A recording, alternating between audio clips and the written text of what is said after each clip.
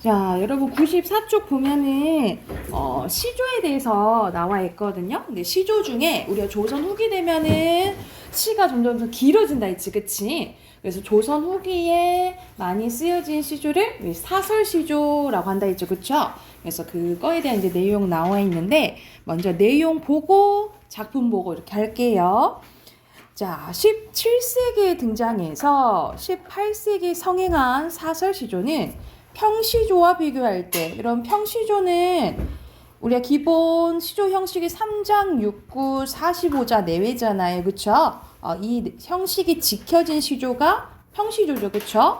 근데 이거랑 비교할 때 보통 중장이 두 번째 행인 중장이 사음보 율격에서 사음보 율격의 구조에서 벗어나 제한 없이 길어지는 파격을 보였습니다. 그러니까 말 그대로 길어졌다라는 거죠. 이 45자 내외가 지켜지지 않고 사설 시조는 작가가 알려지지 않은 작품이 많은데 4대부도 썼고 특히 조선 후기가 되면 양반들만 쓰는 게 아니라 자, 평민들도 글을 알게 되면서 그쵸? 일반 평민들 그리고 여자들도 이제 작품을 이제 쓰게 되거든요. 그래서 중인, 평민 등 작가층이 다양해졌다라고 보시면 됩니다.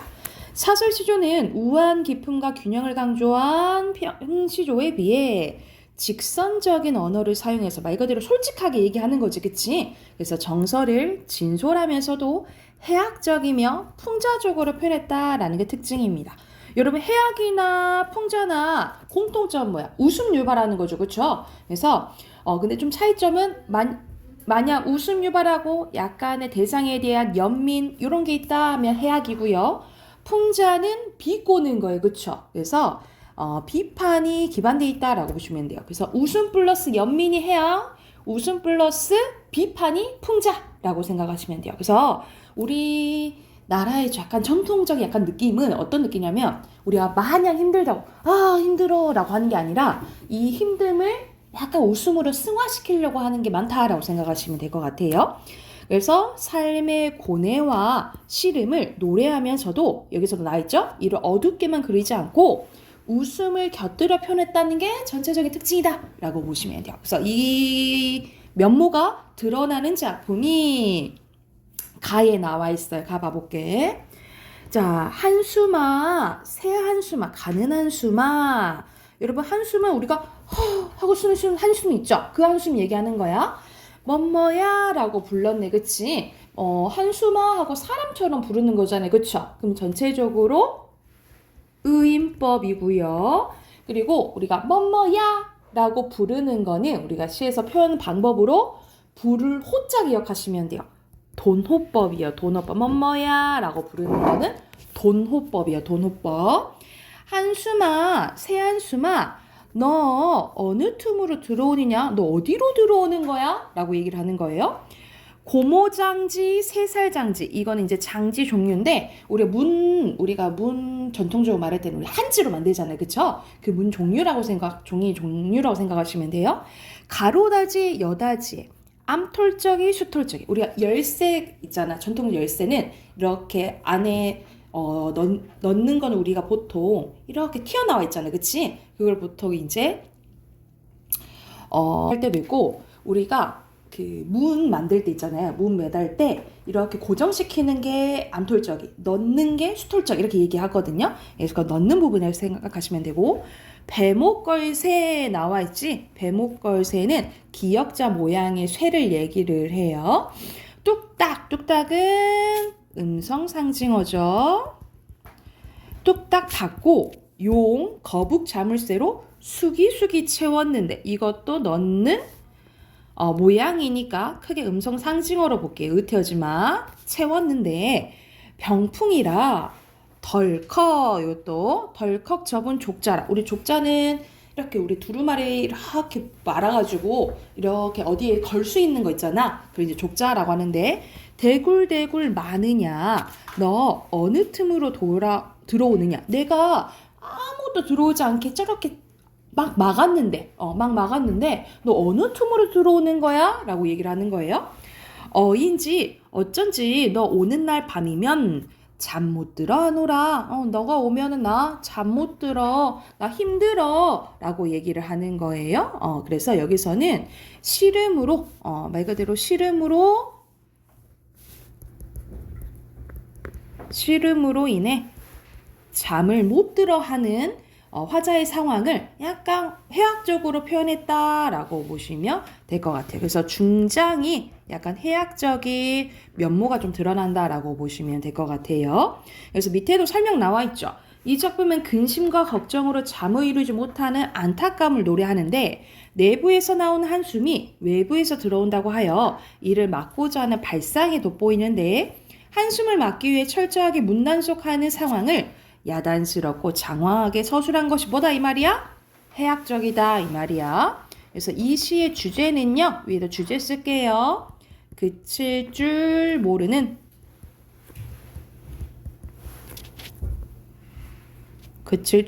시름과 삶의 애환입니다. 그칠 줄 모르는 시름과 삶의 애환, 힘겨움에 대해서 얘기했다라고 보시면 되고요. 자, 이거랑 또 비슷한 작품이 또 있다 이 말이야. 이게 나 작품이에요. 봐볼게. 거의 비슷해요. 창을 내고자 이내 가슴에 창을 내고자. 그러니까는 내 가슴에 창문을 내고 싶다라고 얘기를 하는 거예요. 그리고 여긴 특이하게 창을 내고자 이내 가슴에 창을 내고자. AA, BA 구조 나왔네요. 이것도 전통적으로 운율을 형성한 요소 중에 하나라고 생각하시면 돼요. 고모장지, 새살장지. 위랑 비슷하다, 그치? 들장지, 열장지. 이건 장지 종류가 더 많네. 암톨적이, 슈톨적이, 배목걸새, 크나큰 장도리로 뚝딱. 또 음성상징어 나왔네요, 그쵸? 바가 내 가슴에 창을 내고 싶다라는 거야. 왜 창을 내고 싶냐면 이유가 마지막에 종장에 나와요. 이따금 너무 답답한다고 하면 가정이네 가정법 여다다 볼까노라 하면서 내 가슴이 너무 답답해서 뭐 하고 싶은 거예요? 창문을 내고 싶은 거지, 그치? 그래서 여기서는 답답한 마음을 벗어나고 싶은 건데 밑에 또 설명 봐볼게요. 이 작품은 마음속에 쌓인 답답함을 벗어나고 싶어하는 소망을 노래하고 있는데요. 답답한 마음을 사방에 막힌 방으로 나타내고 여기에 창을 내어 해소하고자 하는 발상이 기발합니다. 일상적 사물을 야단스럽고 장황하게 열거하여 답답함에서 벗어나고 싶은 심정을 표현하는 법이 이것도 다분히 뭐하다 이 말이야? 여기도 해학적이다 이 말이야. 중장의 일본의 가해 중장과 비슷한데 이로부터 사설 시조가 적층 문학으로서 여러분 적층은 쌓이고 쌓이는 거예요. 그러니까 말 그대로 전해지고 라고 생각하시면 되겠죠. 상호간에 영향을 주고받았음을 짐작할 수 있습니다. 이처럼 사설시조는 고달픈 삶을 노래하면서도 이를 해학적으로 표현해서 삶의 애환을 웃음으로 극복하고자 하는 우리의 조상들의 모습이 보인다라고 보시면 되겠죠. 이게 사람들의 건강한 삶의 태도라는 거지. 만약 힘들어하지 않고 이거를 요거에 웃음으로 극복하고자 한다 이 말이야. 그래서 요거의 주제는요. 이것도 주제 쓸게요. 삶의 답답함에서 벗어나고 싶은 마음에 대해서 이야기한 시조라고 보시면 됩니다. 삶의 답답함에서 벗어나고 싶은 마음이에요.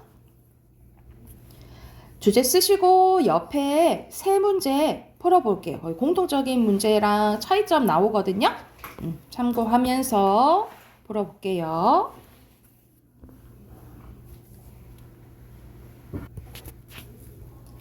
자, 다 했나요? 자, 1번에 적절한 거네요. 그쵸? 여기서는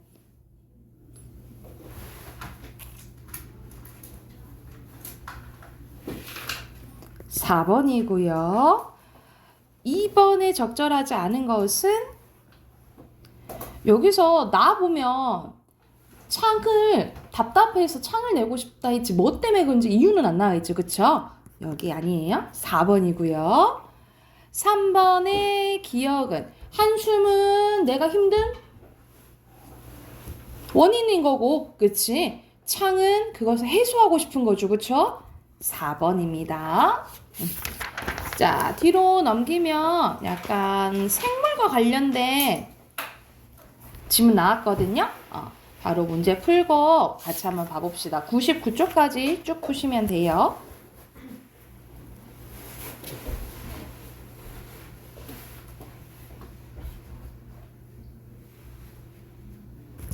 자, 같이 한번 봐봅시다. 여기서는 우리 몸의 이제 면역 체계에 대해서 나오는데요. 질병으로부터 우리 몸을 보호하기 위해서 우리 몸은 비특이적 방어랑 특이적 면역 반응을 갖추고 있는데, 우리 몸의 피부나 호흡기의 점액 등은 세균이나 바이러스 등이 통과할 수 없게 하는 방어막 역할을 하는데요. 만약 이 방어가 실패하여 외부 감염원이 우리 몸에 침투하면 백혈구, 식세포, 항균, 배, 단백질이 외부 감염원 종류에 관해서 자꾸 다 이제 방어를 한다 이 말이야. 이러한 방어 체계를 비특이적 방어라고 한대요. 특이적 면역 반응은 비특이적 방어만으로는 감염원을 성공적으로 물리치지 못한 경우에 일어나는 반응인데요. 흔히 우리가 말하는 이 면역 있죠? 이건 특이적 면역 반응을 가리킨대. 특이적 면역 반응은 외부에서 침입한 세균이나 바이러스에 있는 항원을 인식하면서 시작되는데, 이 과정에서 우리 몸의 면역 체계는 특정한 항원에 반응하는 항체를 생산하는 세포를 증식을 한대요. 이때 흥미로운 점은 처음 만나놨던 항원과 같은 항원이 우리 몸에 다시 들어오면 두 번째는 더 빨리 대응한다 이 말이야. 그러니까 말 그대로 기억을 하는 거지, 그치? 예컨대 한번 풍진을 앓으면 면역 체계가 그 바이러스 기억하게 되는 거예요. 그러면 그 이후 침입한 풍진 바이러스는 이미 형성된 항체 때문에 질병을 일으키지 못한다라는 거죠. 이처럼 동일한 감염원에 대해서 우리 몸이 항체를 형성하여 방어할 수 있게 된 것을 뭐라 한다는 거예요? 면역 기억력이라고 한다는 거죠. 여기서 바로 다음에는 면역 기억력의 과정이 나오는데, 먼저 침입한 항원의 항체를 형성시키는 면역세포가 항원을 감지하면서 이제 시작을 하는데, 면역세포 중에 B세포라는 게 존재하는데, 이 B세포는 면역 과정에서 항체를 생산하는 형질세포와 항원을 기억하는 기억-B세포로 분화가 된대요. 외부에서 들어온 특정한 항원의 여러 종류의 B세포 중에 그에 맞는 특정한 B세포를 결합하는데, 이후 형질세포는 항체를 만들어 침입한 항원을 즉시 파괴하고 자신도 죽어버린대. 하지만 기억-B세포는 침입했던 항원을 기억하는 세포로 우리 몸에 계속 오랫동안 남게 되고 기억력을 갖게 된다라는 거죠. 그래서 나중에 또 들어왔을 때 반응한다라는 거지, 그치? 백신을 이용한 예방접종도 이러한 원리를 적용한 거래요. 그래서 미리 항원을 넣어주는 거지. 그래서 그 항원에 대해서 항체가 이제 만들어지고 기억하게끔 만들어주는 게 뭐다? 예방접종이다 라는 내용이네요. 그러면 1번에 여기서 적절한 것은 이거 만드는 거 면역 특이적 방어라 했죠. 그쵸? 특이적 방어라 했고, 특이적이죠. 그러면 여기서는 기억된 게 작동한다 했지. 4번이네요. 그리고 2번에 알맞지 않은 것은 여기서는 사실 내용만 봐도 알 수 있는데 B세포가 어떻게 나눠진다 했어? 형질세포 아니 B세포란다. 면역세포가 B세포랑 형질세포로 나뉘어진다 했잖아. 그치? 근데 형질세포는 죽이고 자기도 죽는다 그랬죠. 그쵸? 그럼 남는 거 뭐밖에 없어? 기억 B세포밖에 없겠죠. 그쵸? 그래서 여기서 알맞지 않은 것은 4번이에요. 남은 형질세포가 라고 했는데 형질세포는 다 죽어버린다 했잖아요. 그치?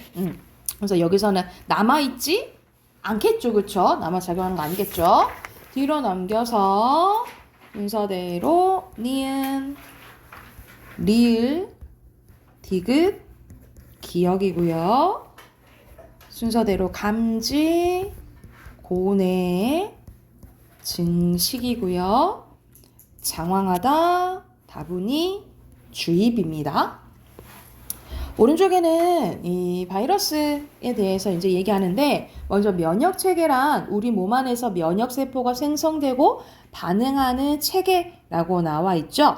그래서 세균이나 바이러스 등 외부 감염으로부터 우리 몸을 지켜주는 방어 체계다라는 거예요. 근데 앞에서 나왔던 기억하는 세포가 있다 했잖아요. 그치? 그래서 이 기억 B세포 덕분에 우리 몸이 이전에 침입한 적 없는 항원에 대해서 빠르게 만들어내는데, 그럼 어떻게 기억하냐면 항원의 모양을 기억한대요. 앞에서 나왔던 것도 자세히 나와 있지. 그치? 예컨대 바이러스는 유전물질과 그것을 둘러싸고 있는 단백질 껍질로 구성되어 있는데, 이 껍질이 바이러스 종류에 따라 다르대. 그래서 바이러스가 침입하면 우리 몸의 면역세포는 바이러스의 껍질을 감싸는 면역세포를 만들어내어 기억하는데, 이에 따라 이후 우리 몸에 침입하는 바이러스 껍질 모양이 이전과 같을 경우 대응한다라는 거죠. 여길 보면 밑에 OX 문제 풀 수 있어요. 자, 우리 몸의 면역체계를 우리 몸을 지켜주는 방어체계? 맞죠? 그쵸? 자, DNA 구조를 기억하는 게 아니라 껍질 기억한다 했잖아. 그치? X예요. 됐나요? 네. 자, 여기까지 하고 문법 답 확인할게요. 29쪽.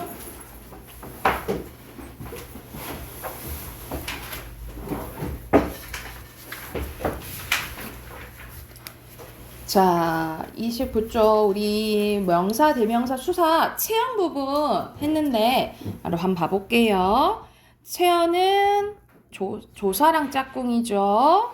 그리고 2번의 순서대로 명사, 대명사, 3번에 보통, 고유, 4번에 미지칭, 5번에 조사 없다고요.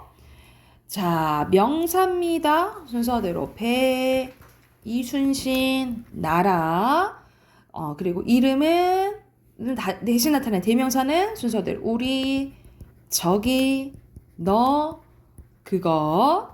그리고 수량이나 순서는 셋, 첫째라고 보시면 되겠죠. 그리고 3번의 명사는 지수, 연필, 대명사나 수사 하나고요. 그리고 밑에는 다 해당되는 거 다 쓰는 거거든요. 여기서 고유명사는 이름인 하준이죠. 그쵸? 그럼 나머지 다 동네, 서점, 책, 권, 가격, 반장 이거 다 보통명사라 보시면 돼요. 그리고 자립명사는 동네, 서점, 책, 가격, 반장, 하준이고요. 여기서 의존명사는 권 하나밖에 없어요. 됐나요? 그리고 위로 올라가서 1인칭, 2인칭, 3인칭 구별하는 건데 1인칭에 나, 너, 저희 2인칭에 너, 자네, 그대 3인칭에 그, 이분, 이 누구는 모를 때죠. 미지칭. 아무는 정해져 있는 게 아니니까 부정칭. 자기, 제기칭. 자, 여기서는 찾아서 다 쓰는 거네요. 자, 기억은 세로로 이렇게 쓸게. 명사는 처음, 것, 대명사는 저, 이고, 그리고 수사는 첫째고요. 니은의 명사는 문제, 대명사 거기, 수사 하나예요.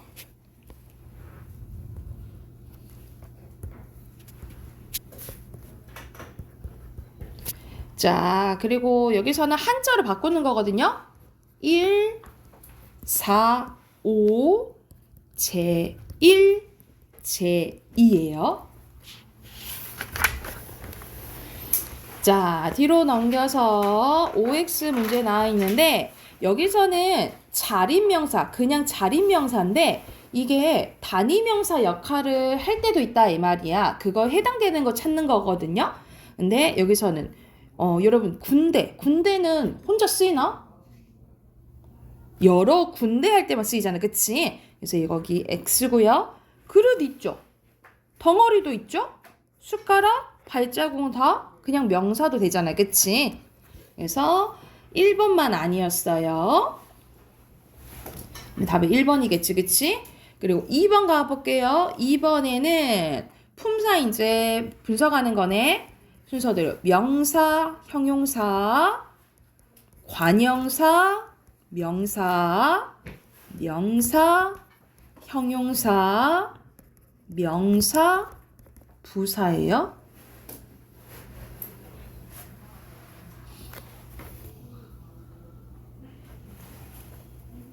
됐나요? 자, 3번 가볼게요. 3번은 기억은 그것이 무엇이냐 이 말이야. 그것은 앞에서 영희가 말도 없이 민수 책을 가져갔다는 사실이죠. 그쵸? 이렇게 쓰시면 되고, 니은은 자기는 분명히 말하고 영이겠죠? 그리고 아무나 좋으니, 아무나는 정해져 있지? 아는 거라 했어. 불특정. 자, 누구였는지 기억나? 이건 알고 있는 게 아니죠. 그리고 거기는 교실이죠. 그래서 밑에 표시하면 OX 쬐까맣게 있잖아. 이것도 표시하는 거거든요. X, O, O, O, O입니다. 그럼 답 1번이겠죠. 그죠? 자, 1번, 오른쪽으로 가서 1번 가볼게요. 여기서는 바에 대해서 얘기하는, 바는 대표적인 의존명사거든요. 그러니까 이런 식으로 앞에 이렇게 꾸며주는 말이 필요한 거예요. 그래서 의존명사고, 뒤에 보면은 를, 명사니까 가, 그리고 가, 이런 식으로 다양한 조사랑도 결합할 수 있죠. 그러면은 자, 선생님이 해당되는 거는 앞에서 수식 받고요. 다양한 격조사랑 가능해요. 그러면 리을은 아니겠지. 디귿은 맞으니까. 그치? 그래서 여기서는 리을 아니고 디귿 맞으니까 1번 아니면 3번인데 니은 맞잖아. 그치? 그러면 3번이네 하고 추론할 수 있겠죠. 그래서 니은, 디귿, 미음만 해당된다라고 보시면 돼요. 이렇게 풀면 돼. 이해됐을까요? 자, 2번 가볼게요. 2번에 이거는 쉬웠다. 그치? 몇 번일까요?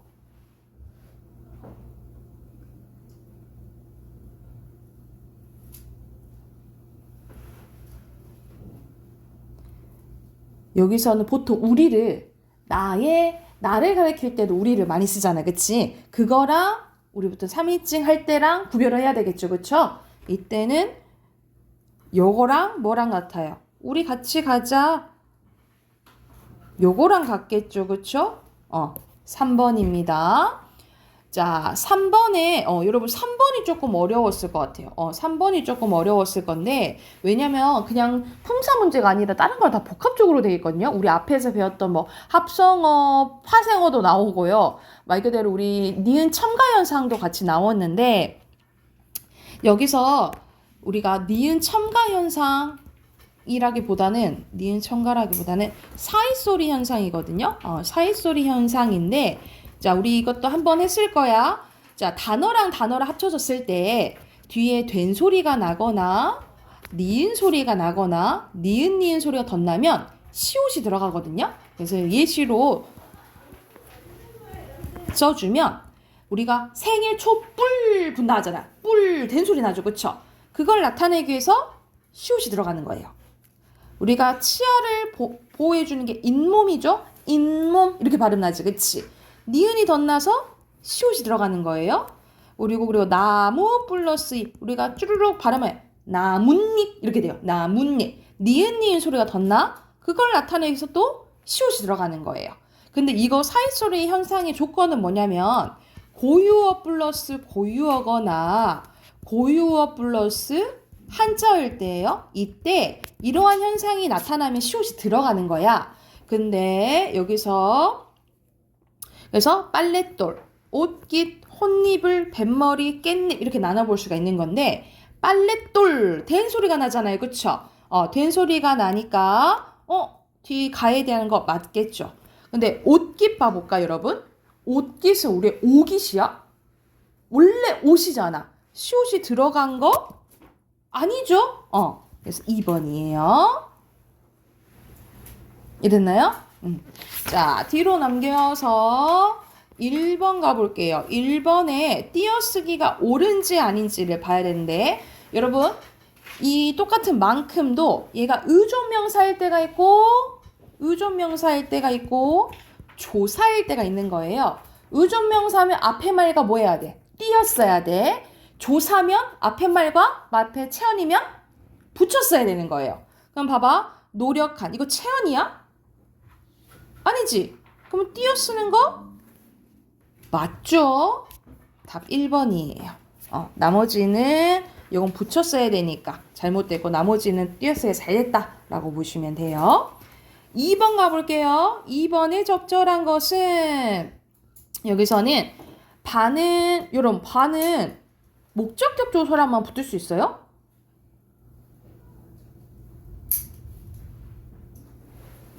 그럴 바에 부사격 조사도 붙을 수 있고 다른 것도 붙을 수 있어. 땡. 그리고 만 칭찬받을 만도 하다 했을 때 우리가 만을 생각해 볼까? 의존명사 만은 앞에 당연히 수직하는 말이 있어야 돼요. 그러면 제약이 있는 거라 보는 거예요. 그래서 답 2번이에요. 넘어가 되겠나요? 자, 오른쪽에 빈칸 채워놓을게요. 1번에 품사, 2번에 형태, 2번에 기능, 그 다음 기능, 의미, 3번에 가변어, 4번에 체언, 5번에 의미, 6번에 가변어, 불변어, 7번에 체언, 8번에 용언, 9번에 명사, 10번에 고유, 보통, 11번에 의존, 12번에 추상, 13번에 대명사, 14번에 지시, 인칭, 15번에 양수사예요. 자, 오른쪽에 사랑은 보통이면서 추상, 지우개는 보통, 설악산은 고유, 광화문 고유, 정의는 이 저스티스 얘기하는 거예요. 여기서는 보통이면서 추상이죠. 자, 의존명사 다 쳐서 동그라미 쳐볼게요. 겉, 나위, 지, 뻔. 그러니까 앞에 수식 받는 거 찾으면 되겠죠. 그쵸? 대로, 만큼입니다. 그리고 밑에는 보통 우리나라에서 우리는 1인칭으로 쓰는 거예요. 그리고 자는 2인칭, 저희 1인칭, 그분 3인칭, 여러분 2인칭. 자, 대명사 중에 지시대명사네요. 여기, 거기, 이것, 저것, 저기. 지시대명사만 고르는 거야. 여기서는 체어는 대명사, 명사, 수사 다 찾으라 이 말이잖아. 그치? 여기서는 또 순서대로 쓰라 하네. 넷과 숲길인데 넷은 수사, 숲길은 명사, 우리 도서관인데 우리는 대명사, 도서관은 명사. 그죠? 됐나요? 그럼 뒤로 넘겨서 우리 오늘은 관형사와 부사 해볼게요.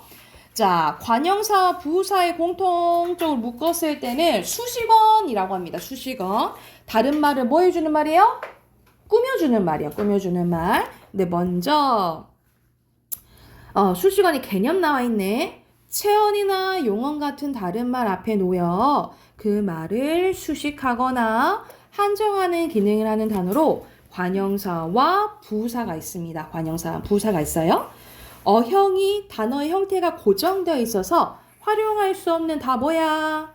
불변어예요. 다 불변어고요. 문장 안에서 주성분을 꾸며주는 우리 성분은 배웠잖아요. 그치? 부속성분이죠. 부속성분에 해당된다라고 보시면 되고 먼저 관형사입니다. 자, 관형사는요. 체언 앞에서 주로 그 체언을 뭐 해주는 말? 꾸며주는 말이에요. 그래서 얘는 특징이 조사랑 결합할 수 없어요. 조사랑 결합할 수 없는 게 유일하게 두 가지 있거든요. 관형사와 감탄사예요. 조사랑 결합 안 하는 게 관형사랑 감탄사예요. 관형사와 체언사에는 다른 말이 들어갈 수도 있어요. 저 새 건물, 이 헌집 이런 식으로. 자, 관형사의 종류해보자. 자, 관형사의 종류에는 크게 세 가지가 있는데 성상, 지시, 수 관형사예요. 자, 성상은 어려운 말 아니에요. 성질과 상태 있죠, 여러분. 성질과 상태를 줄인 말을 성상관형사라고 보시면 돼요. 그래서 건물이긴 건물인데 새 건물 또는 헌 건물 이런 의미가 담겨져 있으면 성상관형사라고 보시면 되고, 지시는 말 그대로 가리키는 거죠. 그래서 특정 대상을 가리키는 관형사입니다. 그래서 대표적으로 이 그저 무슨 생각하시면 돼요. 이 그저 무슨. 그리고 수 관형사는 말 그대로 수량이나 순서 나타내는 건데 우리가 앞에서 했잖아요. 그치? 수사랑 수 관형사 구별하는 방법이에요. 여러분 수사 뒤에는 뭐가 온다 있어 대체적으로?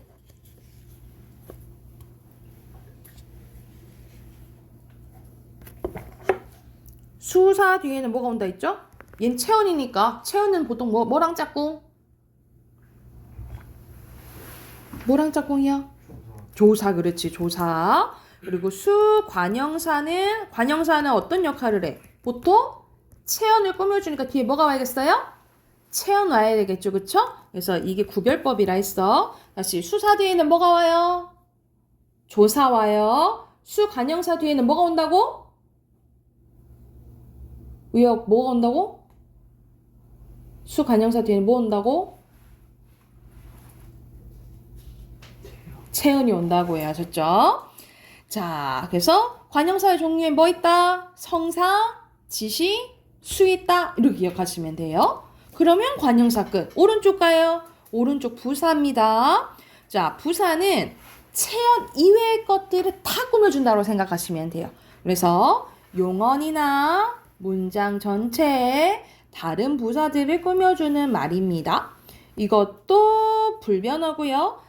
격조사랑은 결합 못하는데 얘는 보조사랑 결합 가능해요. 보조사랑 결합 가능하고, 그리고 문장에서 역할에 따라서 크게 성분부사와 문장부사로 나뉘습니다. 그래서 먼저 밑에 성분부사 봐볼게. 성분부사는 말 그대로 우리가 한 가지 성분만 꾸며주면 성분부사라고 보시면 돼요. 그래서 여기서 또 종류가 세 가지로 나뉘어지는데 성상부사, 지시부사, 부정부사 이렇게 나뉘어져요. 자, 성상은 어려운 말 아니라 했지? 성질, 상태, 줄임말이라 했죠, 그쵸? 그래서 약간 의미가 이제 들어가면 성상부사라고 보시면 되고요. 여기는 따로 안 나와 있는데 여러분 우리가 소리를 흉내내는 말을 소리니까 성어, 모양을 흉내내는 게 의태어라고 배웠죠? 여러분 의성어랑 의태어도 다 부사거든요. 부사인데 이렇게 따로 나와 있지 않으면 보통 의성부사랑 의태부사는 이 성상부사에 그냥 속한다라고 생각하시면 돼요. 따로 나와 있지 않으면 성상부사에 속한다라고 보시면 될 것 같아요. 지시는 말 그대로 가리키는 건데 가리키는 거 말고도 뭐 더 기억해야 되냐면 지시부사는 장소나 여러분 시간을 가리키는 것도 지시부사로 봐요. 그래서 이리그리 저리 이것도 지시부사지만 오늘 내일이 명사로 쓸 때도 있지만 부사로 쓸 때도 있거든요. 이런 식으로 나타내면 무슨 부사다? 지시부사다 라고 보시면 되고, 부정부사는 두 가지밖에 없어요. 안, 못이에요. 아니 어차피 줄어든 말이니까 그래서 안, 못 기억하시면 돼요. 안, 못이 부정부사라고 생각하시면 돼요. 그래서 보통 부사는 뭐 꾸며줘? 서술어 뒤에 용언 꾸며준다고 생각하시면 되잖아요. 특히 성분부사는 그렇죠. 그래서 자, 성분부사에서는 종류가 뭐 있다? 세 가지 있는데 순서대로 성상, 지시, 부정 이렇게 기억해 두시면 되고, 자, 밑에 문장부사 갈게요. 문장부사는 보통 문장 전체 꾸며준다고 생각하시면 되겠죠? 근데 화자에 심리가 들어가면 양태부사, 문장을 이어주면 접속부사라고 보시면 되거든요. 그래서 화자의 심리적 태도를 드러내는 부사를 양태부사라는데 과연 그가 울었을까? 설마 그가 울었을까? 이런 식으로 설마, 어찌, 정말, 제발 이런 거 있죠? 문장 전체를 꾸며주는 거예요. 문장 전체를 꾸며주고 화자의 약간 심리가 들어간다. 그럼 무슨 부사? 양태부사고요. 그러나, 그런데, 그리고 하지만 우리 보통 영어로 and, but 이런 거 해당되는 거. 우리 영어에서는 접속사라고 배웠잖아요. 그쵸? 그런데 우리 국어에서는 접속사 없어요. 접속 뭐야? 부사예요. 이해됐어요? 다시 한번 자 떠올려보자. 우리 부사는 체언 이외의 것들을 꾸며준다 했죠. 근데 여러분 예외적으로 체언을 꾸며주는 부사도 있긴 하거든요. 그게 바로예요. 예를 들어서 바로 너 했을 때 너는 대명사지. 꾸며주잖아. 선생님 그러면 이때는 체언 아니 체언 꾸며주니까 관형사 아니에요? 라고 할 수 있는데 그러기에는 바로가 부사의 역할이 너무 커요. 바로 앉아, 바로 일어서 이런 식으로 부사의 역할이 크기 때문에 얘는 예외적으로 그냥 예외적으로 체언 수식하는 뭐로 보는 거예요? 부사로 본다라고 생각하시면 돼요. 바로는 이때 그냥 부사예요. 관형사 아니고 이해됐나요? 근데 그냥 이 바로 빼고는 다 꾸며주는, 그러니까 체언을 꾸며준 건 없어요. 그래서 체언 이외의 것들 꾸며준 게 뭐라고? 부사고. 자, 떠올려. 크게 어떻게 나뉘어져요? 성분부사와 문장부사로 나뉘어지고 성분부사는 또 어떻게 나뉘어져? 성사, 지시, 부정부사. 또 문장성분은 어떻게 나뉘어져요? 양태부사와 접속부사로 나뉘어진다라고 생각하시면 돼요. 이제 세세하게 여러분, 세세하게 이렇게 분석할 줄 알아야 돼. 알겠지? 자, 그러면 수식은 끝났고 뒤로 넘겨봅시다. 자, 뒤로 넘기면 우리 폼사에서 학생들이 제일 어려워하는 게 요 조사 부분이에요. 근데 우리는 이제 앞에서 문장 성분 배웠잖아? 문장 성분 배웠으니까 이 조사는 이제 쉬워요. 자, 먼저 조사 봐볼게요. 조사는 자립성 있는 말에 붙어서 다른 말과의 문법적인 관계를 나타내거나 특별한 의미를 더해주는 말을 조사라고 하고 얘는 관계어에 속합니다. 관계언. 자, 혼자 쓸 수 없는 무슨 형태소? 의존 형태소고요. 실질적인 의미가 없는 형식 형태소입니다. 형태소로 분석하면 의존 형태소면서 형식 형태소예요. 사실 혼자 쓸 수 없으니까 원래 조사는 단어가 안 되거든요. 근데 분리가 잘 돼서 예외적으로 단어로 인정한다 라고 보시면 돼요. 그래서 단어로 인정한다 라고 보시면 되고요. 또 이 조사도 크게 세 가지로 나뉘어지거든요, 여러분. 크게 격조사, 보조사, 맨 밑에 뭐 있어? 접속조사. 이렇게 세 가지로 나뉘어져요. 다시 한번 격조사, 보조사, 접속조사 이렇게 나뉘어지는데 여러분 먼저 가장 중요한 게 격조사예요. 격조사는 말 그대로 단어에 자격을 부여하는 거예요. 근데 이 자격이란 뭐냐? 역할 부여하는 거야. 그래서 우리가 문장 성분 배웠잖아? 7개 배웠죠, 문장 성분. 이 자격을 부여하는 게 격조사라 보시면 돼요. 그래서 주어 역할 하도록 만들어주고 목적어 역할을 하도록 만들어준 게 격조사인 거예요. 그래서 앞에 오는 체언이 문장 안에서 일정한 빈칸 채우면 되겠죠. 자격을 가지도록 하는 조사로 총 7개입니다. 당연히 문장 성분도 7개니까 격조사도 7개인 거야. 그래서 순서대로 주격, 목적격, 보격, 관형격, 부사격, 호격, 서술격입니다. 여러분 각각 격조사는 수가 적거든요. 근데 가장 많은 게 부사격조사야. 부사격조사여서 나머지 것들을 외우고 나머지는 웬만한 부사격조사라고 기억하시면 돼요. 오케이? 자, 먼저 주격조사입니다. 주격조사에는 이가, 깨서, 에서가 있는데 보통 이가 기억하시면 돼요. 깨서는 어차피 높임말이고 에서는 보통 단체를 나타낼 때 학교에서 이럴 때 쓰거든요. 그래서 잘은 안 나와. 그래서 보통 이가 생각하시면 돼요. 이가. 목적격은 을을 대상을 나타내는 거죠. 을을. 그리고 보격조사는 이가.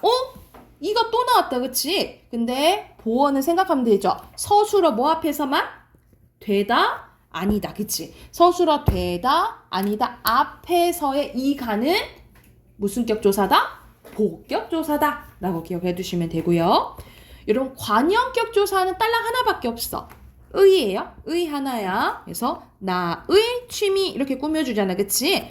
관형격 조사는 이렇게 하나밖에 없다라고 보시면 되고, 선생님 부사격 조사 많다 했잖아. 그치? 이건 또 예외, 이것도 일부만 나온 거야. 에서, 으로, 로서, 와가 이런 게 대표적인 부사격 조사인데, 이건 많으니까 나머지 웬만하면은 나머지 것들을 외우고 그 나머지가 부사격 조사 생각하시면 돼요. 그리고 호격은 부를 호자 생각하면 돼. 오늘도 했었잖아. 아까 선생님이 한숨아 이렇게 부를 때 돈호법이라 했잖아요. 호자 생각하면 되는데 뭐뭐야, 정규야, 주님이시여 뭐 이런 것도 있잖아요. 이게 부르면 호격조사. 얘네들이 독립어가 되는 거죠. 독립어. 그리고 서술격조사도 하나밖에 없어요. 뭐 이다입니다. 근데 얘는 완전 예외적이게 많지. 얘만 무슨 어예요? 가변어예요. 원래 조사는 불변어인데 예외적으로 얘만 뭐예요? 가변어다 라고 생각하시면 돼요. 여기까지 됐을까요? 자, 3번 보면 보조사입니다. 보조사는 여러분 앞말에 특별한 뭐를 더해주는 거? 의미를 더해주는 거예요. 의미를 더해주는 거. 그래서 요 표에 나온 것들만 알아두시면 돼요. 여러분 표에 나온 것만. 첫 번째 은는입니다. 그래서 애들이 선생님 은는이가 붙은 거 그냥 주어 아니에요? 이렇게 하잖아. 그치? 근데 이 가만 주격조사고 은는은 대조랑 강조를 나타내는 보조사예요. 여러분. 그래서 격조사가 들어갈 수 있는 자리에는 보조사가 웬만하면 다 들어갈 수 있다라고 생각하시면 돼요. 그러니까 예를 들어서 우혁이가 밥을 먹는다도 되지만 우혁이는 밥을 먹는다 또는 밥은 먹는다가 가능하잖아. 그치? 그래서 격조사에 들어갈 수 있는데 뭐가 달라지는 거야? 의미가 달라지는 거죠. 예를 들어서 나는 너를 좋아해가 있어. 네, 나는 너만 좋아해. 다르죠? 난 너도 좋아해. 이건 기분 나쁘지? 그치? 나는 너부터 너까지 좋아해. 이런 식으로 의미가 달라지는 게 보조사라고 생각하시면 돼요. 그래서 쭉 가볼게. 은느는 대조 강조, 도는 포함, 만뿌는 단독 한정, 까지는 끝, 그딴, 부터는 시작, 마다는 낱낱이 모두, 밖에는 그거 말고는 너밖에 이런 식으로 쓸 때. 그리고 요 있죠. 여러분 요는 선생님이 존댓말 때 이거 어미 아니에요? 헷갈릴 때 있어요. 여기 별표 여러분. 요는 높임을 나타내는 어미가 아니라 조사예요. 여러분 조사예요. 그리고 또 헷갈릴 때가 있어. 예를 들어서 너희들 했을 때 우리 복수를 나타내는 말 있잖아요. 이걸 또 보조사로 헷갈리는 경우가 있는데 얘는 접사예요. 얘는 전미사야. 이런 식으로 단체를 나타내 너희들 할 때 들은 전미사고요. 이 요는 높임을 나타낼 때 있죠. 선생님 그만해요 할 때 우리 해요제 쓰잖아. 이때 요는 뭐예요? 보조사라고 보시면 돼요. 보조사. 오케이. 자, 그리고 마지막 접속조사입니다. 자, 접속조사는 둘 이상의 단어나 구를 같은 자격으로 같은 자격 밑줄 같은 자격으로 이어주는 조사예요. 이거는 예시를 보여주면 선생님이 나는 사과랑 배를 샀다 라는 문장이 있고 나는 너랑 결혼을 했다 라는 문장이 있다 쳐보자. 자, 여러분 봐봐. 나는 우리 문장 성분어는 주어예요. 그쵸? 샀다 서술어예요. 근데 뭘 샀어? 사과랑 배를 산 거지. 그래서 여기서는 이 전체가 목적어거든요. 근데 사과랑 배를 이어주는 게 뭐야? 요 랑이죠. 그래서 이 랑은 사과랑 배를 이어주어서 같은 뭐로 만들어주는 거야? 목적어로 만들어주는 거야. 같은 목적어로 만들어줘. 그래서 이런 식으로 같은 자격을 만들어주는 게 얘가 뭔 거야? 접속조사인 거예요. 이해됐어요? 근데 똑같이 랑이야. 근데 나는 주어, 했다 서술어예요. 결혼을 목적어. 근데 여기서 너랑은 대상이고 너랑 결혼을 한 거예요. 그치? 이거는 부사어예요. 그러면 이때 랑은 뭔 거야? 격조사인 거야. 이런 식으로 하는 역할에 따라 다른 거야. 같은 자격을 만들어줘야지만 무슨 조사인 거요? 접속조사다라고 생각하시면 돼요. 이해됐나요? 그래서 자, 조사는 크게 어떻게 나눠지는 거예요? 격조사, 보조사, 접속조사인 거예요. 이해됐나요? 그럼 바로 옆에 37쪽 풀어볼까요, 여러분?